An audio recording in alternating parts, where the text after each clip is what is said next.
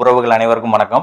நம்ம அந்த காணொலியில் என்ன பார்க்க போகிறோம் அப்படின்னா, ரோடு இன்ஸ்பெக்டர் எக்ஸாம் தொடர்பாக உச்சநீதிமன்றத்தில் உள்ள வழக்கினுடைய நெக்ஸ்ட் ஹியரிங் எப்போ என்பதை தான் பார்க்க போகிறோம். நம்ம இதுக்கு முந்தைய வீடியோவில் ரோடு இன்ஸ்பெக்டர் எக்ஸாம் வந்து எப்போ நோட்டிஃபிகேஷன் வந்துச்சு, இப்போ உச்சநீதிமன்றத்தில் உள்ள வழக்கு வரையும் ஃபுல் டீட்டெயில் சொல்லியிருந்தோம். டிஎன்பிசியினுடைய தற்போதைய நிலைப்பாடு என்ன என்பதையும் அந்த வீடியோவில் சொல்லியிருந்தோம். அதை தெரியாதவங்க அந்த வீடியோ பார்த்து தெரிஞ்சுக்கோங்க.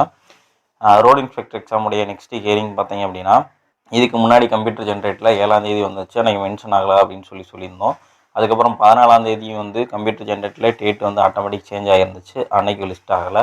இப்போ 21ஆம் தேதி கம்ப்யூட்டர் ஜென்ரேட்டில் டேட் வந்து சேஞ்ச் ஆகிருக்கு, ஆனால் அன்னைக்கும் மெயின் லிஸ்ட்டில் வரல. இனி எப்போ நெக்ஸ்ட் ஹியரிங் வரும்னு பார்த்தீங்க அப்படின்னா, இப்போ மே 26லேருந்து ஜூலை 13 வரையும் வந்து சம்மர் ஹாலிடேஸு. எப்படி வந்து உயர்நீதிமன்றத்துக்கு வந்துட்டு மே மந்த் வந்து சம்மர் ஹாலிடேஸோ அது மாதிரிக்கு சுப்ரீம் கோர்ட்டுக்கு வந்துட்டு ஜூன் மந்த் வந்து சம்மர் ஹாலிடேஸு. அதனால் ஜூலை 13 வரையும் சம்மர் ஹாலிடேஸ் இருக்கிறதுனால அதில் வந்து நம்ம கேஸ் வர்றதுக்கான வாய்ப்பு இல்லை. அதில் சில கோர்ட்டு தான் இருக்கும், இம்பார்ட்டன்ட் கேசஸ் மட்டும்தான் எடுப்பாங்க. அதனால் அப்போ நம்ம கேஸ் வர்றதுக்கான வாய்ப்பு இல்லை. ஜூலை ஆகஸ்ட்டில் தான் ரோடு இன்ஸ்பெக்டர் எக்ஸாமுக்குரிய கேஸ் வர்றதுக்கான வாய்ப்பு இருக்குது. அதனால் கடந்த 2 வருஷமாக வந்துட்டு நம்ம ரோடு இன்ஸ்பெக்டர் எக்ஸாமுக்கு வந்துட்டு சட்ட போராட்டத்தில் ஈடுபட்டுக்கிட்டு இருக்கோம்.